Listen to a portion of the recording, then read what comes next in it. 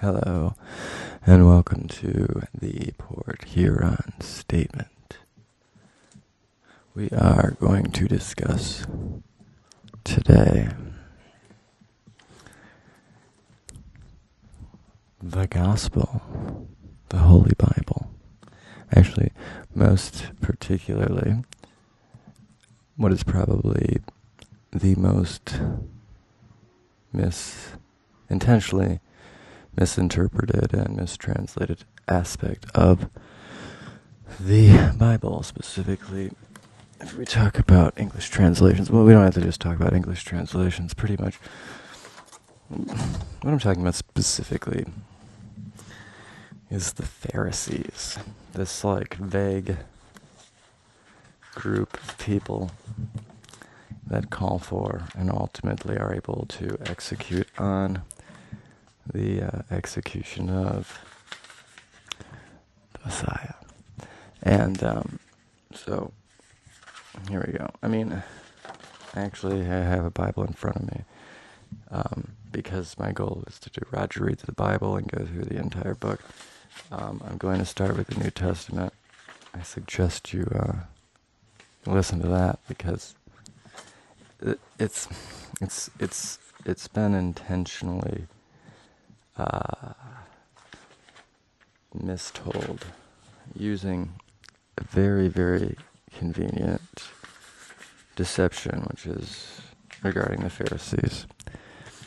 So the Pharisees are really kind of like a tribe, but really they are the religious hierarchy. They're like, imagine a very wealthy family that has impregnated the social hierarchy and religious hierarchy of, we could call it Israel, Hebrew culture, whatever. So really Judea. So because at this point, we're talking about, biblical times, we're talking about, and the biblical reference, it's Judea, around 30-ish, right? CE. Wait, something like that. Maybe 4, maybe 70. Who knows? Anyway, the point is, regardless, we're talking about Judea. And so the Pharisees are, at this juncture, a politically chosen set of Orthodox Jews. Yeah. They ultimately dominate the synagogue or temple, not only the personnel, but through their sort of outwardly pious personas, they're able to politically and religiously dominate Judean culture through their sort of hidden arrangements with the occupying Romans. The point is, they are quite literally the preachers. That's the point I'm trying to make. The Pharisees, the ones that ultimately are the cause of the passion, they're the ones that want him dead, and they're ultimately the ones that killed Jesus. And they do this because they realize that Jesus is an embodiment of their own facade. They are pretending to be in league with someone that is diametrically opposed to the way they're abusing power. So they must kill him because if they don't, they will jeopardize the power structure. The entire New Testament is about how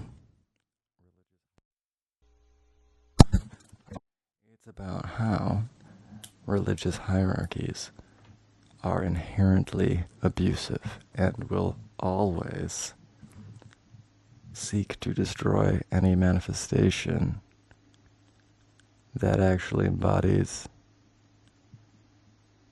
these concepts that they've given to Jesus. So, as long as Jesus never appears, then the Pharisees are forever in power. Now let's translate that to an appropriate modern term other than Pharisees, because all these other terms have been translated very aggressively, except for that one. So let's consider now, if we actually translate this Bible now in the last step and say preachers or ministers instead of Pharisees.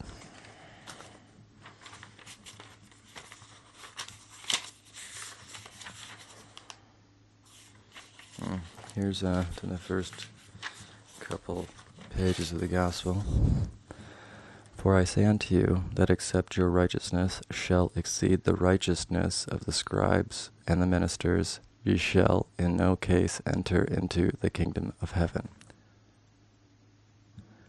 So essentially, in the very first mention of the Pharisees in the Gospel, he's saying that if you're not better than them, you're fucked.